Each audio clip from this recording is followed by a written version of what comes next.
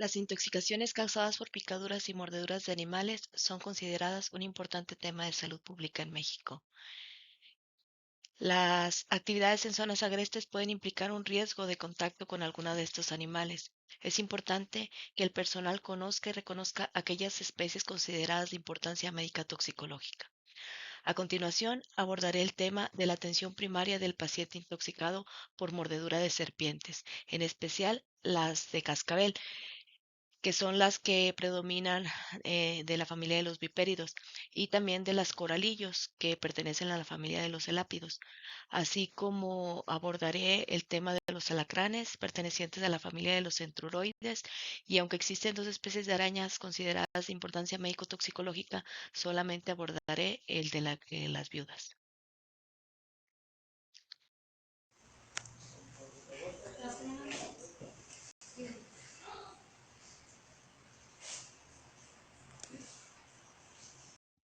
México es considerado un país megadiverso, ocupa alrededor del quinto lugar a nivel mundial en cuestión de diversidad en especies de plantas y animales.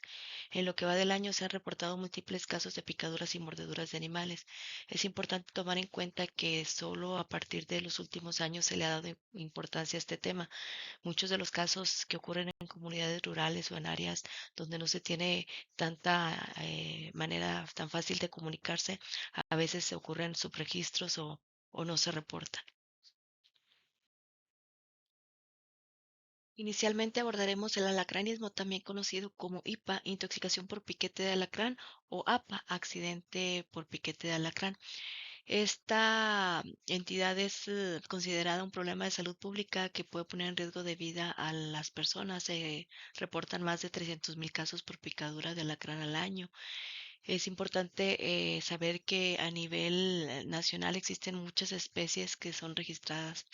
Dentro de los alacranes considerados de importancia médica toxicológica se encuentra el género Centruroides, que tienen hasta 20 especies que lo representan. Se distribuyen por toda la República, pero algunos estados presentan mayor nivel de alacranismo. Por ejemplo, en el caso del alacrán considerado de mayor toxicidad, que es el Noxius, que se encuentra en Nayarit, o por ejemplo los que se localizan en estados como Guerrero, Michoacán, Morelos, Colima, Guanajuato, Durango, por mencionar algunos, pero están distribuidos por toda la República Mexicana.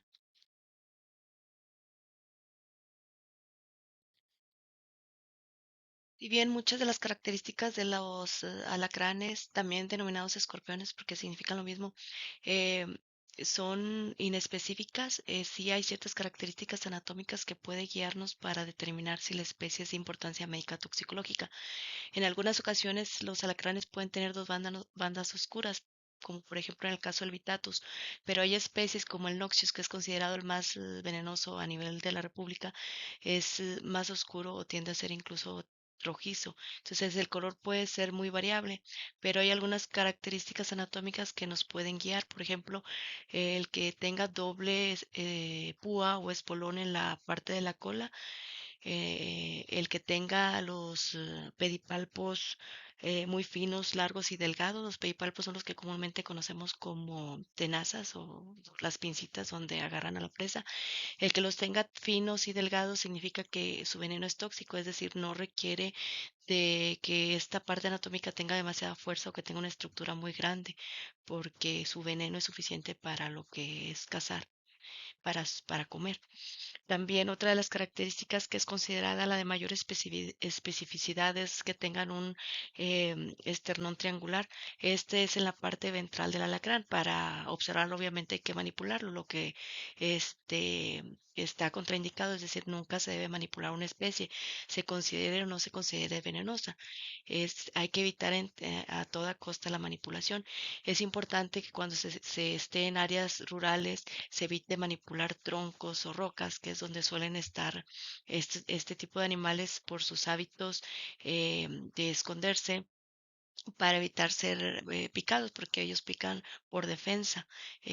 No, su veneno obviamente lo utiliza para cazar y comer, no para intoxicar a las personas. Entonces es importante evitar este tipo de manipulación, sobre todo cuando se está en áreas rurales de troncos o rocas. Si se debe hacer, obviamente considera que se utilice la protección como guantes de carnaza o otro tipo de guante duro que evite que penetre en caso de picadura. La mayor parte de los accidentes ocurre durante la noche, ya que los alacranes tienen hábitos nocturnos y son errantes. Se considera que tienen mayor actividad en época de abril a mayo, cuando es la época de apareamiento. Eh, es más común que las personas del sexo masculino resulten lesionadas, sobre todo en etapa laboral, ya que son los que tienen más contacto con áreas rurales al estar trabajando en campos. Aunque muchos de los accidentes ocurren en extremidades inferiores, también se ha registrado accidentes en manos o en otras partes del cuerpo, sobre todo en menores de edad, al estar durmiendo en un lugar donde hay alacranes de importancia médico-toxicológica. Es importante tomar en cuenta que mientras se salga al campo, se debe de utilizar en todo momento protecciones como botas o zapatos cerrados, y en dado caso que se dejen al aire libre, que no se recomienda, se deben de revisar antes de colocarlos. Es también importante evitar estar tocando troncos o cortezas de árboles, ya que suelen esconderse en las horas del día o cuando hace mucho frío o cuando hace mucho calor. Se puede utilizar para visualizarlos una lámpara de luz ultravioleta. Muchos de los alacranes, sobre todo en etapas ya adultas, llegan a tener una luminiscencia en la oscuridad. Entonces, si se está en campo, al tener una luz ultravioleta se puede identificar si hay alacranes en el área. A veces no tienen esta luminosidad, sobre todo cuando acaban de mudar por cuestiones químicas de la capa externa del alacrán. Al producirse una picadura por alacrán, las manifestaciones van a variar y la gravedad va a depender de diversas cosas. Por ejemplo, el lugar donde se encuentra, como lo dije anteriormente, hay ciertos estados donde hay especies consideradas de mayor toxicidad, pero también va a variar en base a la época o la etapa del año. Si el alacrán comió, si había picado previamente algún otro animal o lo había utilizado para su comida. También va, además de las características propias del alacrán, el individuo, la persona que es picada también tiende a tener ciertas características para la cual va a ayudar a cómo se manifieste la intoxicación.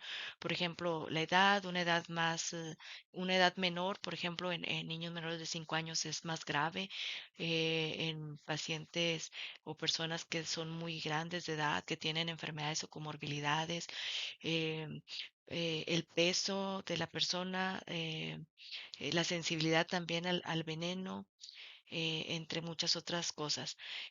Cuando ocurre un accidente por picadura de alacrán, se considera que es una urgencia médica.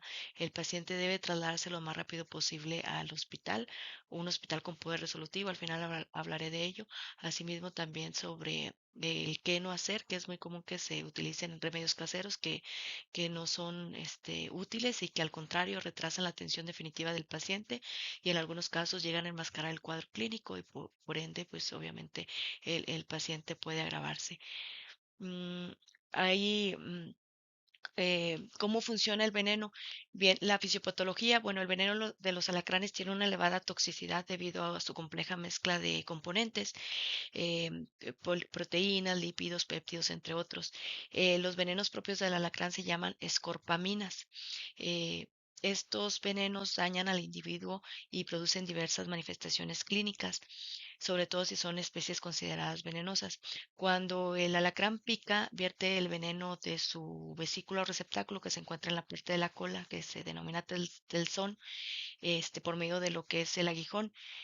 Vierte una cantidad de entre 100 y 300 microgramos de veneno al tejido celular subcutáneo de la persona, y ahí es donde alrededor de menos de 10 minutos se va a empezar a migrar ese veneno hacia la circulación general para dirigirse al tejido blanco, es decir, donde va a causar los efectos.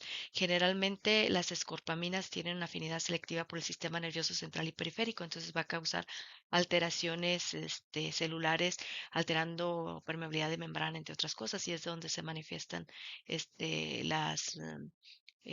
donde ocurren las manifestaciones clínicas principales. Es importante saber que existe un antídoto para este tipo de intoxicación, el cual debe ser administrado lo más rápido posible para evitar el daño en el paciente y debe ser administrado por personal altamente capacitado y calificado, ya que se tienen que revisar ciertas características para determinar en qué grado de envenenamiento o intoxicación está el paciente y de esa manera administrar el fagoterápico o el antídoto. En todas las intoxicaciones que voy a hablar más adelante se maneja un antídoto o fagoterápico. Bien, como le mencionaba, las manifestaciones clínicas son variables, va a depender del paciente y del alacrán, del veneno inoculado y la cantidad. Las manifestaciones, como les comentaba antes, de 10 minutos ya empiezan a manifestarse, puede ser alrededor de los 4 o 5 minutos y de ahí en adelante se empiezan a establecer. Y puede ser desde dolor local, parestesias, contracciones, fasciculaciones, fiebre, va a estar muy irritable, puede presentar incluso crisis convulsivas, puede haber una baja presión. Se consideran 5 datos de alarma principalmente para determinar que el paciente pues está en una situación que puede agravarse, que es el nistagmus, la cialorrea, la sensación de cuerpo extraño en la faringe, las fasciculaciones linguales, la distensión abdominal y un consenso de expertos también considera como la bradicardia y la dificultad respiratoria también son datos de alarma para la intoxicación en, por alacrán. De ahí es la importancia de que pues el paciente sea trasladado lo más rápido posible a donde se le administre el fagoterápico para parar el daño y tratar eh, de compensar y revertir todo lo que ha ocurrido a consecuencia de la intoxicación. Bien, ¿qué debemos hacer en caso de un accidente por piquete de alacrán? Inicialmente mantener la calma. Debemos de tranquilizar al paciente y estar tranquilos nosotros para poder llevar a cabo las siguientes técnicas. Se debe de registrar la ocurrencia del suceso. Esto es importante para ver la evolución de los signos y síntomas en el paciente. Se tiene que ubicar el hospital médico con poder resolutivo que esté más cercano. Y esto es bien importante. No se puede llevar al paciente a cualquier hospital o cualquier clínica. Se tiene que llevar a un hospital donde se consiga o se tenga el antídoto para poder aplicarlo lo más rápido posible en el paciente. Aunque no todos los pacientes ameritan antídotos, si como es una urgencia médica o es considerada como tal una urgencia médica, no debemos esperar hasta que el paciente esté grave para tomar esa decisión.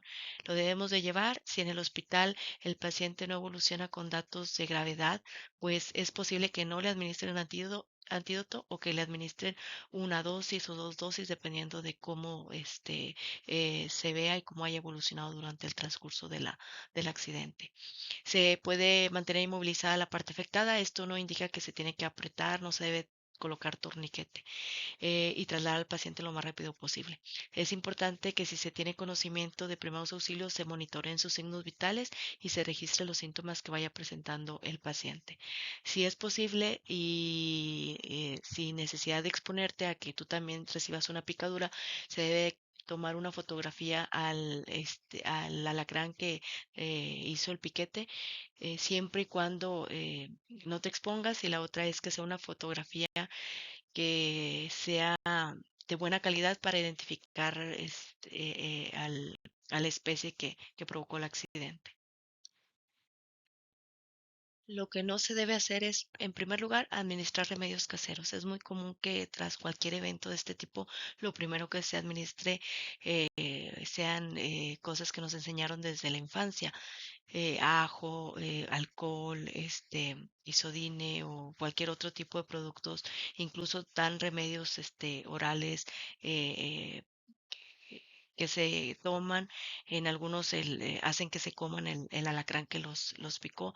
Todo eso se tiene que evitar porque en primer lugar retrasa el tratamiento definitivo que es la administración del fagoterápico en caso de que lo requiera. Puede ocultar datos de importancia en el paciente y puede complicar en algunos casos la lesión a nivel local o sistémico. No se deben colocar torniquetes, no se debe dar alcohol ingerido a la persona, no aplicar hielo, tampoco realizar incisiones en la herida y no tratar de succionar el veneno, que son acciones muy comunes tanto en este accidente como en los demás. Recordemos que el único tratamiento específico, el antídoto para neutralizar el veneno del alacrán va a ser el fagoterápico y tiene que ser administrado a fuerza en un hospital. En el caso de las arañas, a nivel mundial hay muchísimas arañas. En la República Mexicana también se cuenta con muchas especies.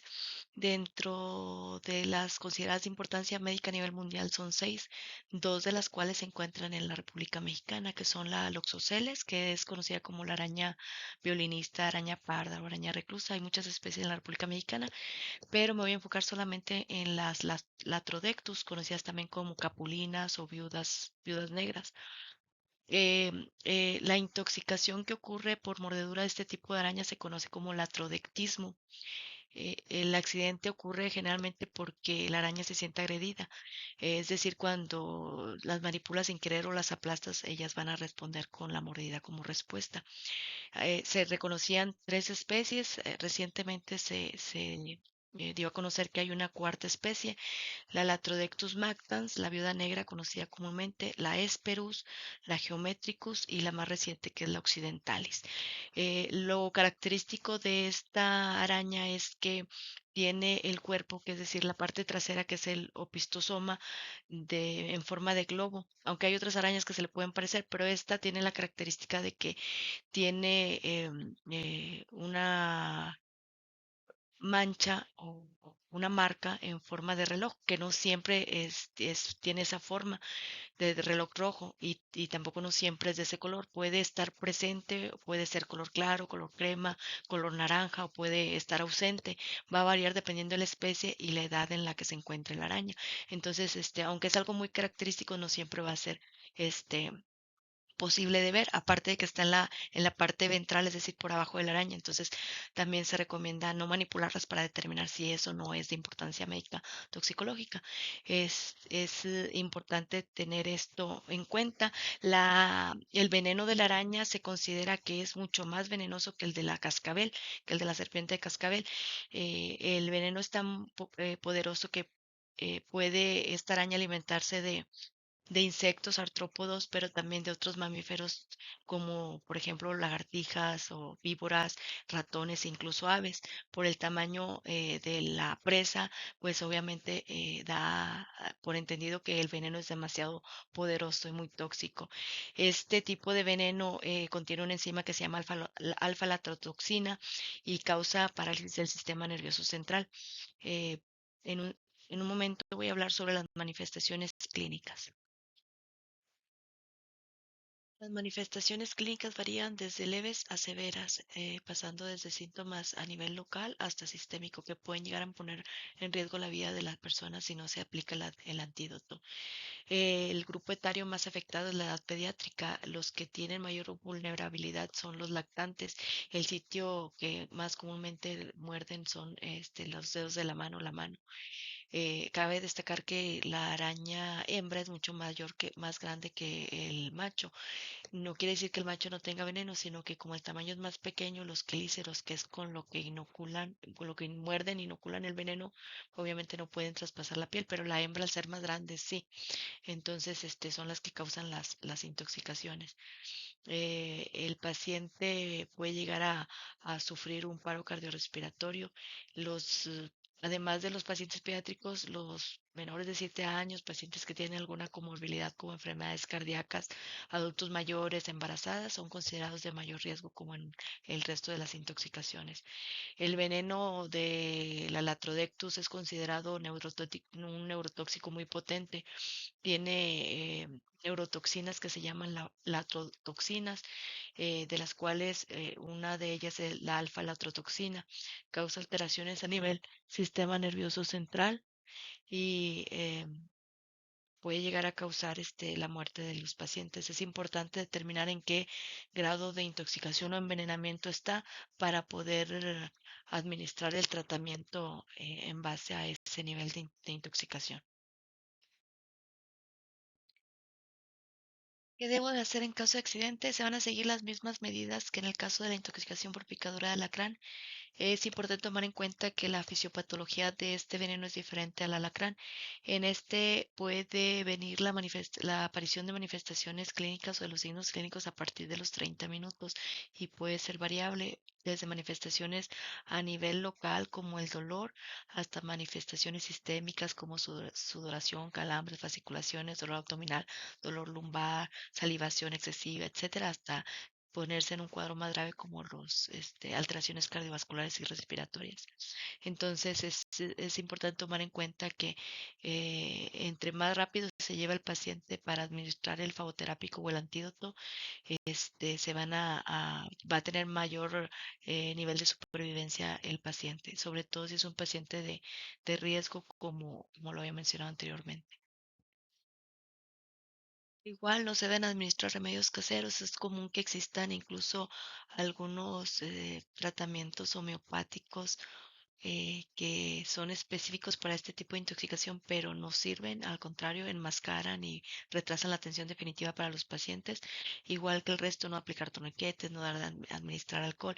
Algo muy importante es que, aunque sí se le da tratamiento sostén en muchas de las intoxicaciones como analgésicos u otro tipo de medicamentos, no se recomienda dar antihistamínicos porque no es lo más común cuando se sucede un accidente de picadura o mordedura dar antihistamínicos, pero es algo que debe de erradicarse ya que pues el tratamiento definitivo es la administración de la fagoterapia.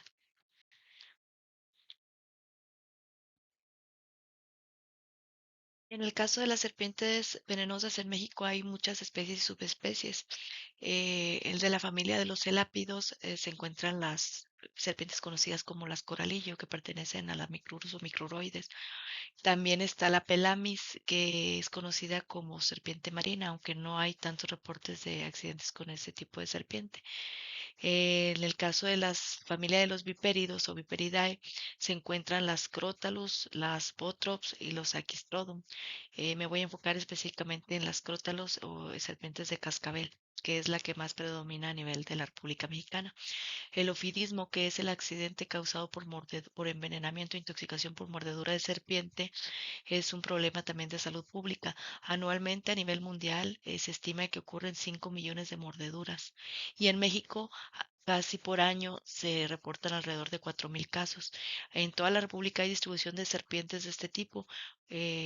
Los estados que generalmente reportan mayor incidencia de accidentes son San Luis Potosí, Oaxaca, Chiapas, Guerrero. Bien, aunque les mencioné algunas de las especies de familias que son de importancia médico-toxicológica, es probable que en un área rural o en el campo o no todos se tengan el conocimiento sobre qué serpiente es o no es venenosa. En las redes sociales es muy común ver esta imagen de la serpiente que diferencian este tipo de serpientes venenosas y no venenosas, pero la imagen no corresponde con la realidad, ya que, por ejemplo, las serpientes de la familia Lápidos como las coralillos, es común que tengan la cabeza alargada, que las escamas sean diferentes a las de la cascabel, que la pupila sea diferente, el tipo de cola, el color, etcétera. Entonces, estas características no deben guiarnos para determinar si una serpiente es o no es venenosa. También es muy común la coloración. En la siguiente diapositiva hablo al respecto. Bien, en el caso de la coloración es común que para que se utilice para identificar la coralillo el acrónimo RANA, es decir, la primera letra de los colores de rojo, amarillo, negro, amarillo, y aquellas que no cumplen con ese patrón es muy común que se consideren no venenosas o falsas coralillo, lo cual también es un error, ya que existen algunas especies que sí cumplen con el patrón RANA, como las micruro tener o las micruroides, pero hay otras especies que no cumplen con el patrón, que tienen otros patrones, otras coloraciones y que sí son de importancia médico-toxicológica, incluso con aquellas que pueden llegar a cumplir con el patrón por la especie que es, pueden existir aberraciones y pueden llegar a no tener esa coloración. Entonces, el que se trate de identificar si una coralillo es verdadera o falsa por la coloración con el patrón rana tampoco es viable, no es factible. Siempre se recomienda que independientemente del tipo de culebra o serpiente que sea, que no se manipule. En caso de accidente, se recomienda solamente tomar una fotografía de buena resolución para tratar de identificar la especie. De todas maneras, a nivel de República Mexicana se tienen diversas especies establecidas. Son más comunes las crótalos y las coralillos de diferentes especies según el estado. Cabe mencionar también que es importante que algunas especies que son consideradas de no importancia médica toxicológica, pero que sí tienen veneno, porque todas las serpientes tienen veneno, algunas sí pueden llegar a causar manifestaciones locales de importancia, como la culebra ojo de gato, por ejemplo. También va a depender mucho de la especie de la serpiente y de la susceptibilidad que tiene el paciente con sus historia clínica, comorbilidades, etcétera.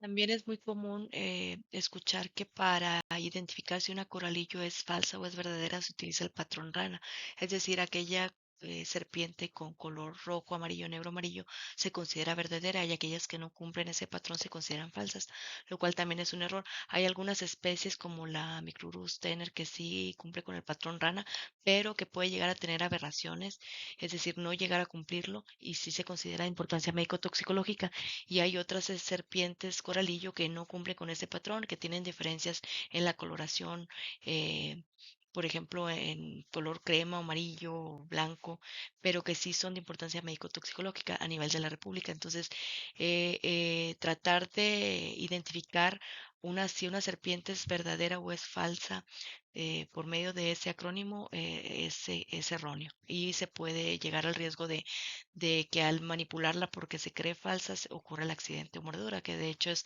lo que más ocurre comúnmente al manipularlo sin tener conocimiento de las especies. Se considera que todas son de importancia médica toxicológica hasta no demostrarse lo contrario y en la medida de lo posible evitar la manipulación. Ahora, hay algunas especies que están fuera o no se consideran de importancia médica, pero que pueden llegar a tener algunas alteraciones locales de importancia, como por ejemplo la culebra ojos de gato. Eh, Hay muchas especies que pueden llegar a causar reacciones locales, va a depender mucho del tipo de la especie, el tipo de serpiente y también de la susceptibilidad del individuo que es mordido. En el caso, por ejemplo, de la familia de los crótalos, que es la más común y la mayoría de los accidentes más comunes son por esta familia, suelen ocurrir en meses de abril y octubre por los hábitos que tienen de alimentación, reproducción, hibernación, etcétera. Cuando esta serpiente llega a morder, inocula el veneno puede llegar a tener desde 15 hasta 20 enzimas, las cuales van a causar cambios a nivel celular, entre muchas otras alteraciones a nivel de plaquetas, etcétera. También va a variar dependiendo del tipo de veneno en la especie. Eh, Cuando ocurren signos y síntomas de envenenamiento, van a ser dependiendo de la cantidad de veneno que fue inoculado. Pueden ocurrir, por ejemplo, mordeduras secas, que es decir, que la serpiente mordió, pero por alguna situación, por ejemplo, que ya había inoculado anteriormente alguna presa, que no contaba con suficiente veneno o que no decidió inyectar, inocular veneno, puede ser que sea una mordedura seca, pero la cantidad de veneno inoculado va a determinar las características de signos y síntomas en el paciente, el tiempo de evolución desde que ocurrió la mordida, qué parte fue la afectada. Generalmente los accidentes ocurren en extremidades inferiores, pero cuando ocurre una manipulación, pues puede ser en extremidades superiores, incluso en tórax, cuello, cara. Ahí ocurre un evento más grave, obviamente por la cercanía de los órganos. Dependiendo también de la salud de la serpiente, si tiene alguna enfermedad o está ya muy vieja, también es la inoculación de la cantidad de veneno inoculado. Muchas de las mordeduras son secas, es decir, no se inoculan veneno, pero no se debe de correr el riesgo de pensar que porque no ha ocurrido manifestaciones iniciales puede que sea una mordida seca. Lo ideal es trasladar al paciente para evaluación médica y en base a una clasificación de signos y síntomas, determinar si requiere o no requiere la administración del antídoto, que es el faboterápico. En el caso de los accidentes por mordedura de coralillo son menos comunes, ya que para que ocurra un accidente de este tipo, prácticamente la persona tiene que manipular la serpiente. Por su anatomía es difícil que muerda, por ejemplo, las extremidades inferiores. Generalmente ocurre cuando las manipulan y muerde un dedo o parte de la mano, ya que su cabeza es muy pequeña y no puede abrirla tanto o no tiene esa capacidad de reacción como la serpiente de los crótalos. El veneno que tiene este tipo de serpiente es una neurotoxina alfa. Tiene la capacidad de bloquear la sinapsis de las uniones neuromusculares en los receptores, principalmente de nicotina y acetilcolina, lo que va a constituir el origen de los principales síntomas de intoxicación. Generalmente el paciente puede llegar a tener datos, por ejemplo, de debilidad muscular, crisis convulsivas, caída de párpados, la salivación excesiva y es muy importante que en cuanto ocurre el accidente se traslade lo más rápido posible a un hospital con poder resolutivo para evitar el riesgo de muerte que ocurre por generalmente una insuficiencia respiratoria al afectar los músculos respiratorios. Tras que ocurre la mordida, el paciente se estratifica en tres tipos de envenenamiento, leve, moderado o severo, dependiendo de los signos y síntomas. Y en base a eso se va a determinar el tratamiento definitivo, que es el fagoterápico, para que se neutralice el veneno y pueda tener un mejor pronóstico el paciente. En caso de accidente, además de las recomendaciones, como en el caso de las intoxicaciones pasadas, se recomienda retirar todas las prendas y objetos que pueda traer el paciente, por ejemplo, en la extremidad, si trae botas, o si trae, si es en extremidades superiores, anillos, relojes, se retiran. Se debe lavar la herida, se recomienda con agua y jabón neutro para identificar si el accidente lo causó un bipérido o un elápido, les comentaba que hay algunas técnicas que no son muy recomendadas. Si bien el bipérido tiende a tener la cabeza más grande, triangular, debido a las bolsas de veneno y las escamas son diferentes y el tamaño es diferente, el elápido a veces puede confundirse con alguna culebra o etcétera. Entonces, si no se tiene la capacidad de identificar qué especie fue la responsable del accidente, lo ideal es tomar una fotografía para llevarla al hospital con el paciente, obviamente sin exponernos a también ser agredidos. No se recomienda asesinar o matar a las serpientes ni a los demás artrópodos como los alacranes o las arañas, debido a que todos son controladores biológicos y son importantes para lo que es el ecosistema. Entonces, basta con tomar una fotografía y pues las mejores características que se puedan observar para decirle al médico. Si bien es común que en base a las manifestaciones clínicas que tenga el paciente se identifique qué tipo de serpiente pudo haberlo agredido, pues es recomendable que si se tiene una fotografía, pues mucho mejor. El paciente debe trasladarse lo más rápido posible a un hospital con poder resolutivo y esto es porque muchas veces se puede perder tiempo si lo llevas a una clínica donde no le van a administrar el fagoterápico, pero que sí va a perder 30 minutos, una hora, les van a administrar antihistamínicos, a lo mejor analgésicos, a lo mejor algún suero que no le van a hacer efecto al paciente, no le van a neutralizar el veneno y solamente va a hacer que se retrase. Entonces, es importante llevarlo a un hospital que sí cuente con el medio, es decir, el fagoterápico, para que se neutralice el veneno. Dentro de las cosas que no debe hacerse, además de lo que habíamos visto anteriormente, como no administrar los remedios caseros, es importante porque es más común en el caso de mordedura por serpiente que se realicen heridas y se trate de succionar el veneno, lo cual no funciona y solamente pone en riesgo a la persona que realiza el método y también causa mayor lesión, sobre todo en el tejido, en el área local de donde ocurrió el accidente. No aplicar torniquetes tampoco funciona, aunque algunas literaturas te recomiendan que apliques una ligera presión en el lugar donde ocurrió la herida, pues lo ideal es no realizarlo.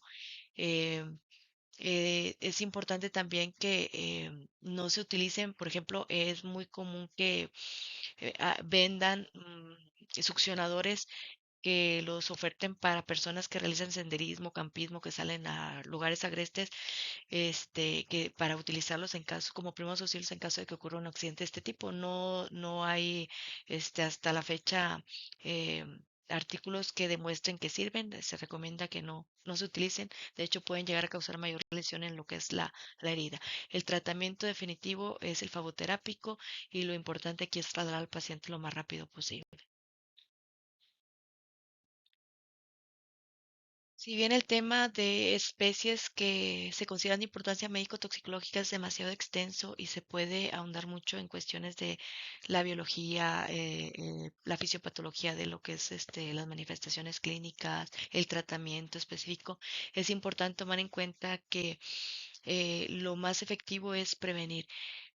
En actividades que se realizan al aire libre es importantísimo usar una ropa y calzado adecuado. Es común ver personas con short o con mallas muy delgaditas haciendo senderismo en lugares que son considerados de riesgo, para el caso, por ejemplo, de mordeduras de serpiente. Existen polainas que son para evitar mordeduras, o en caso de que ocurra una mordedura, evitar que llegue a lo que es la extremidad del paciente. Hay botas también que se utilizan con la finalidad de evitar este tipo de mordidas. La mayor parte de las mordidas ocurren en extremidades inferiores, abajo de la rodilla, salvo que la serpiente se encuentre en un lugar alto cuando tú vayas pasando. Pero si se considera que la ropa y el calzado adecuado te evitan este tipo de accidentes, es importante tomarlo en cuenta. Ahora, cuando se manipulan rocas, troncos, que se va por leña u otra cosa, se tiene que realizar, obviamente, primero visualizando que no haya ninguna serpiente, porque también es común que se tiendan a resguardar en época cuando hace mucho frío o cuando está muy caliente. Entonces, evitar manipular sin observar y en dado caso para especies como arañas o alacranes, utilizar guantes o cualquier otro tipo de aditamento extra como un bastón u otra cosa para moverlo en caso de que se requiera mover. Se debe de evitar también dejar objetos fuera de la tienda de campaña. Es muy común que a veces al irte a dormir dejes la mochila o dejes los zapatos adentro. Se pueden llegar a meter este tipo de animales debido a que buscan pues el calor, lo más calentito. Y si tú al tratártelos de poner no revisas, pues ocurren los accidentes. Entonces, lo ideal es que no dejes este tipo de objetos fuera de la tienda de campaña y que la tienda de campaña, el cierre los cierres bien y lo lleves hasta arriba, porque, por ejemplo, si tiendes a cerrar y dejarlo abajo a nivel del suelo, algunas serpientes tratando de buscar el calor pueden llegar a introducirse pues al sleeping o dentro de la tienda de campaña, la ropa, etcétera. Incluso cuando tú te levantas, tienes que revisar con cuidado que no se haya introducido una serpiente debajo de la tienda de campaña. Para eso es recomendable que en el área que tú decidas pasar la noche, revises bien la zona, limpies, verifiques que pues no haya troncos o rocas cerca para evitar este tipo de problemas. También se tiene que observar cuidadosamente el entorno. Muchos de estas, sobre todo en el caso de las serpientes, utilizan el camuflaje para pasar desapercibidas, pero también es muy común que gracias a eso ocurran los accidentes, porque pues llegas a pisarlas, no te das cuenta. Entonces es muy importante que revises y observes bien el área donde te encuentres y donde estés realizando las actividades y caminar con cuidado. Estas son algunas de las recomendaciones. En la siguiente diapositiva hablaremos. Otra de las medidas preventivas es evitar la música. Es muy común, sobre todo en senderistas o en personas que realizan carreras a campo traviesa por el cerro, que lleven audífonos o música. O, por ejemplo, cuando se va caminando en grupo, que realicen demasiado ruido. Eso, pues, no, en primera instancia no permite que estén atentos al medio externo, en cualquier caso, por cualquier animal y los distrae, entonces se tiene que evitar en la mayor posible que se utilice, que se realice esta práctica. La manipulación de animales de importancia médica toxicológica es muy importante, es yo creo que de las primeras medidas preventivas que siempre deben de recalcarlo. Es común que a veces por tratar de lucirte o tratar de explicar algo que tú sabes de determinado animal que quieras manipularlo y es donde ocurren la mayor parte de los accidentes. Entonces, si no es necesario, no debe de manipularse. En dado caso que fuera necesario, pues hay técnicas específicas para realizarlo, como la técnica del vaso para el caso de artrópodos o en el caso de utilizar los utensilios para lo que es el manejo de serpientes. Y en el caso de dormir en el exterior, en un área agreste, se recomienda que sea en una tienda de campaña. Lo ideal sería que fuera lejos del suelo, aunque esto no siempre se puede realizar un refugio que esté lejos del suelo, aunque algunas serpientes pueden trepar para buscar el calor, pero es importante sobre todo que se revise bien el área para dormir para evitar este tipo de accidentes. Por último, le recomiendo la aplicación de RedTox, que es una red de expertos en toxicología a nivel nacional. Esta aplicación la puedes descargar en tu celular. Al abrirla te da, por ejemplo, datos de medida que hacer en caso de mordedura, picadura de animales de importancia médica toxicológica, medidas preventivas, en caso de emergencia donde acudir, la lista de hospitales por estado. Puedes configurar, por ejemplo, si te encuentras viviendo en alguna parte, en algún estado de la República y automáticamente te da los hospitales que tienen poder resolutivo, entre muchas otras cosas de información respecto a los animales de importancia médica toxicológica. Esto es muy importante, sobre todo si el profesional de emergencias no tiene muchos conocimientos en el ámbito toxicológico, debido a que además de estas especies, algunas otras, por ejemplo, como los himenópteros, como las abejas, avispas, las hormigas, pueden llegar a causar reacciones alérgicas severas que pueden poner en riesgo de la vida de las personas, o por ejemplo, algunos tipos de orugas, de algunas especies de mariposas también, etcétera. Entonces es muy importante tomar en cuenta que existen información, que existen métodos de apoyo de cómo manejar o cómo manejar este tipo de emergencias, y el bombero en el ámbito de su profesión pues debe de tomarlo en cuenta. Muchas gracias.